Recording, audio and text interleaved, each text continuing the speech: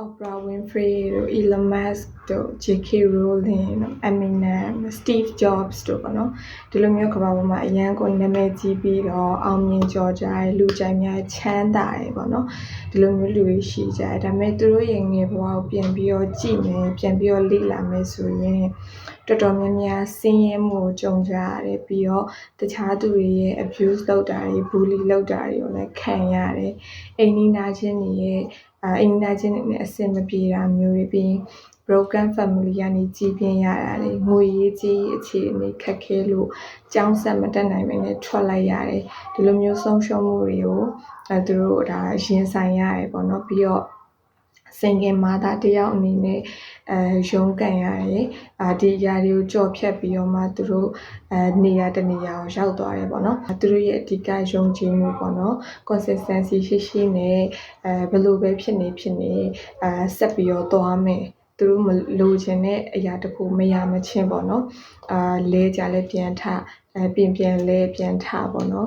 ဘလောက်ပဲငေဘဝမှာဆိုးရွားတာတွေကိုကြုံခဲ့သူတို့ဒါကောင်းတဲ့ဘက်ကနေပြောမှသူတို့အိမ်မက်နောက်ကိုလိုက်ကြတယ်ပေါ့နော်ဒါပေမဲ့တမိုင်းမှာဒီလို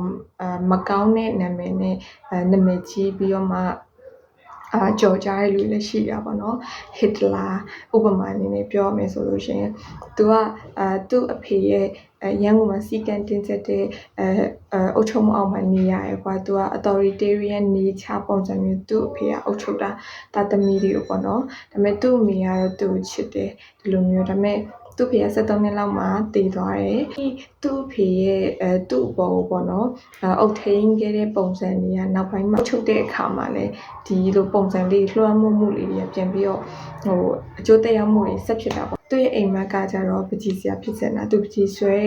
ဟာရမ်းလှတယ်ပေါ့နော်သူ့စေရာတွေကလည်းချီကျူးတယ်ဒီလိုမျိုးဒါပေမဲ့သူအဲ့ဒီပကြီးတင်တဲ့ကြောင့်ဝင်ခွင့်မရဘူးသူ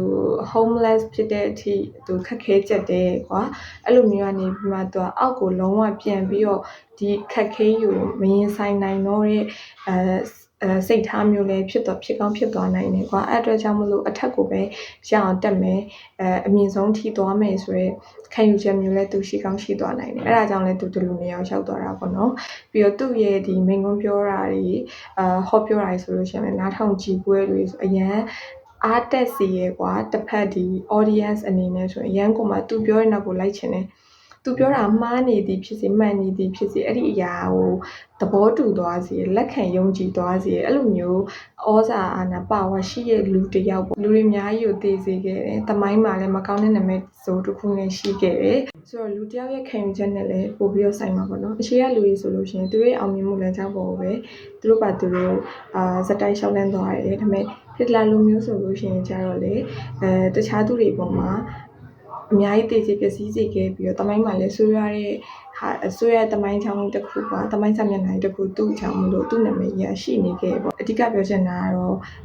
ငယ်ဘဝနဲ့ကလေးတယောက်ငယ်ဘဝပြည့်စုံပြိုးထောင်တဲ့ပုံစံသူငယ်ဘဝမှာကြုံတွေ့ရရင်ဆိုင်ရဆိုတဲ့ဟာတွေနဲ့အသက်အရွယ်ကြီးလာတဲ့အခါမှာအများကြီးအကျိုးသက်ရောက်တယ်ဆိုတဲ့ဟာကိုပြောချင်တာပေါ့နော်အဓိကနျူထရီလုံခြုံမှုအဲ့ကလေးတယောက်မှာရှိလို့ရှိတဲ့ငယ်ငယ်လေးဘဝမှာပေါ့နော်မိဘအတူတူရှိနေရတဲ့နဲ့ဒီကလေးတယောက်နျူထရီလုံခြုံမှုပေးနိုင်အောင်ဆိုလို့ရှိရင်အဲ့ကလေးတယောက်ကမိဘပေါ်ကိုလည်းပြန်ပြီးတော့နျူထရီမှာမဟုတ်ဘူးဒါကအကျိုးရှိလို့အချောင်းရှိလို့အကျိုးဖြစ်တာပေါ့နော်ဒီလိုမျိုးဖြစ်သွားမှာပဲအဲ့ဆိုတော့ငါနင်တို့မွေးထုတ်ပေးထားပြီးတော့ကြီးလာတဲ့အခါမှာကိုမိဘကိုပြန်ပြီးတော့ဘယ်လိုပြောရမလဲပြန်ပြီးတော့ queue မဆိုင်ဘူးပြန်ပြီးတော့မထောက်ပံ့ဘူးဆိုလို့ရှိရင်အဲ့ကလေးကမှားလားပြင်ဆင်ကြမယ်နောက်ပြီးတော့ငွေရေးကြေးဘာညာကူကပြင်ဆင်ပြီးတော့မှအိမ်နောက်တစ်ခုပြတာတော့ပို့ပြီးတော့ကောင်းတယ်ဒီကတော့ကလေးတယောက်နဲ့ပတ်သက်ပြီးတော့ knowledge လေးလည်းရှိထားဖို့လိုတယ်ကွာကလေးတယောက်ဘယ်လိုမျိုးပြုစုပြောထောင်ရတယ်အဓိကကလေးတယောက်ကမွေးလာပြီဆိုလို့ရှိရင်သူတို့နျူထရီလုံခြုံမှုလိုချင်တာမိဘစီရပဲဒါပေမဲ့အဲ့ဒီမိဘကမပေးနိုင်ဘူးဆိုရင်တခြားလူကပေးရဆိုအဲ့ဒီတခြားလူစီမှာပဲကလေးကသွားပြီးတော့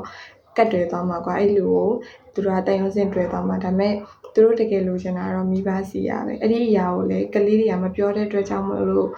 သူတို့ရဲ့အပြုအမူနဲ့အများကြီးဖော်ပြလိုက်မယ်အဲ့ဒီအရာမိဘကမသိဘူးဆိုလို့ရှိရင်မိဘနဲ့ကလေးကြမှာနားလည်မှုလွယ်ပြီးတော့မှ တယောက်နဲ့တယောက်ပွင့်လင်းမြင်သာမှုလည်းမရှိတော့ဘူးပေါ့နော်ကလေးကလည်းသူ့ဘာပဲလှုပ်လို့မိဘမပြောတော့ဘူးခိုးလှုပ်တာတွေ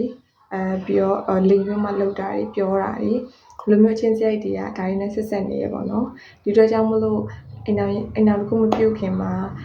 အများကြီးစဉ်းစားဖို့လိုတယ် knowledge လေးရှိဖို့လိုတယ်ပေါ့နော်လူတွေလိုမျိုးသူတို့ဟာသူတို့ဒီအရာတွေပေါ်မှာဒီခက်ခဲချက်တင်မှုတွေပေါ်မှာမခံချင်စိမ့်နဲ့ပေါ့နော်စူးစမ်းရအောင်မြင်သွားတယ်နေရာတစ်ခုရသွားတယ်ဆိုရင်တော့ဘယ်လိုပဲဖြစ်ကောင်းပါတယ်ဒါပေမဲ့ဟစ်တလာလိုမျိုးလူရောဖြစ်မသွားနိုင်ဘူးလားပေါ့နော်စဉ်းစားကြည့်ပေါ့အဲဆိုတော့အဲ့လိုမျိုးလူတယောက်ဖြစ်လာတဲ့ဆိုရင်ကိုယ်ပတ်ဝန်းကျင်အတိုင်းဝိုင်းတည်တည်လေးအတွက်တည်းမဟုတ်ဘဲနဲ့ကဘာကြီးနဲ့ပါချီပြီးတော့ပေါ့နော်ပစ္စည်းဆုံးရှုံးမှုတွေတမိုင်းမှာမကောင်းတာတွေဒီလူတမိုင်းအတွက်ပေါ့နော်ကဘာကြီးအတွက်ကိုစိုးရရအများကြီးပဲဖြစ်သွားနိုင်တယ်